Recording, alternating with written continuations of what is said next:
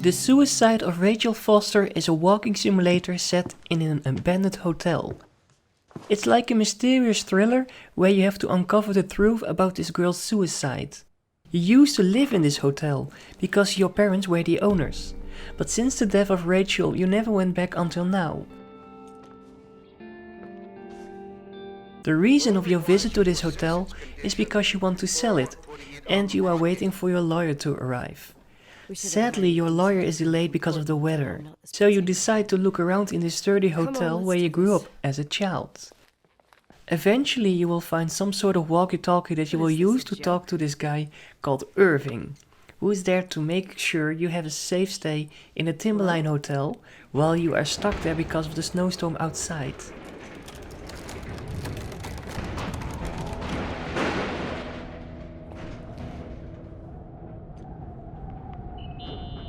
Most of the time the dialogue in this game is Nicole talking to herself or through the walkie-talkie with Irving. At first Nicole is kinda bitchy to Irving, like really unlikable. Any reason for your call, Irving from Federal... whatchamacallit? Like, at least I won't wet myself? No, I didn't mean... Don't blush, kid. I was just kidding. Oh, maybe the keys are in your pocket. Wow, that didn't even cross my mind. Only trying to help.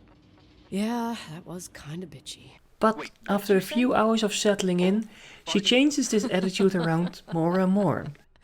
The dialogue between them is really well done and very convincing in each situation. The same goes for the voice acting in general. None. Sometimes you have an option between how you are going to respond to Irving, but it doesn't really matter that much. As far as I know, you will still get the same outcome. What tells you I'm not sharpening my knives this very minute? Your stay at the hotel isn't really that nice though, because weird events start to happen like a sudden power outage, creepy phone calls, and the appearances of items or noises that shouldn't be there at all.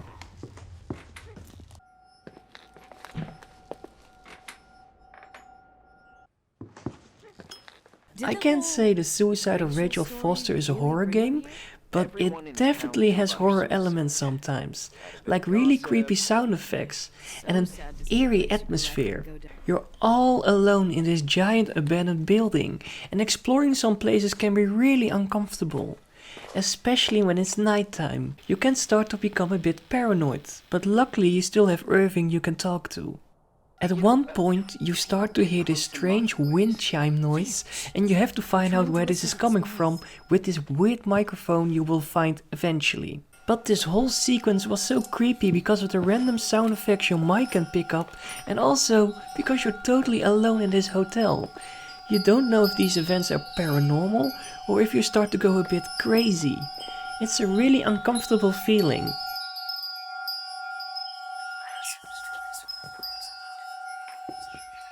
I didn't expect that in this game.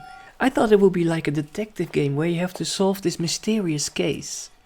But even though this game had these sudden creepy sound effects and this feeling of constant paranoia, I still didn't mind it at all. It came as a nice surprise, to be honest. I really don't like horror, but I can appreciate it when they do an amazing job with sound design. The notes reverberating in the dark. The Timberline Hotel was a great setting for this mystery, not only because of the eerie atmosphere, but also because of the contrast between how it used to be when you were a child and how it is now. You have some great memories of this building, but you hate it at the same time as well, because of things that have happened in the past.